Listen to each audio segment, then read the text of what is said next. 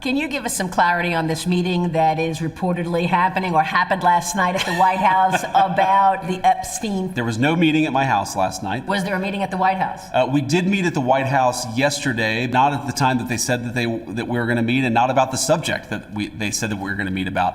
And we met to talk about how to ensure we have justice for the American people. We actually didn't talk about the Epstein issue at all.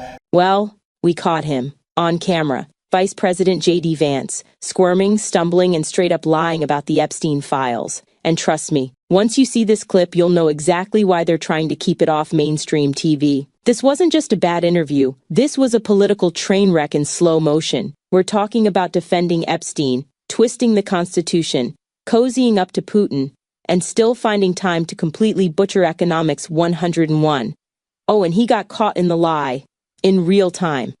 So here's the setup. Maria Bartiromo asks JD Vance about the Epstein files. The files Trump's administration has been desperately trying to keep under wraps. Instead of answering, he pivots, says Democrats are just trying to tie this to Epstein, and that Democrat leaders went to the island too.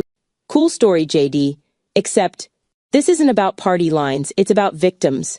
Teenage girls, some as young as 13, who were targeted, groomed, and abused. The whole point of releasing the list is to make sure these predators, no matter their politics, never reoffend. But instead of demanding transparency, JD tries to turn it into a team sport. Classic political dodge. Then, the real bombshell.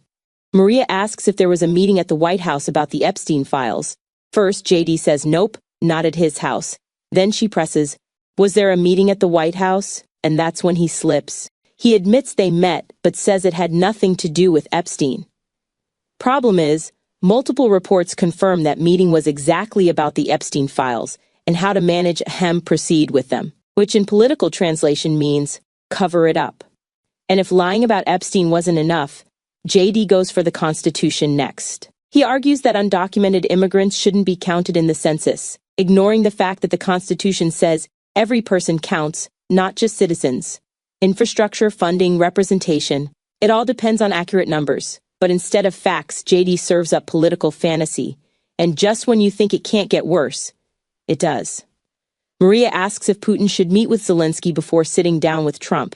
JD says, nope, no conditions, no leverage. Just an open invite to Putin, the same guy who's rolled Trump 3 times before. This isn't diplomacy. This is weakness on display. And the stakes are massive. So here's the bottom line. JD Vance didn't just fumble this interview. He exposed exactly how far this administration is willing to go to bury the Epstein truth. The question is, will they get away with it?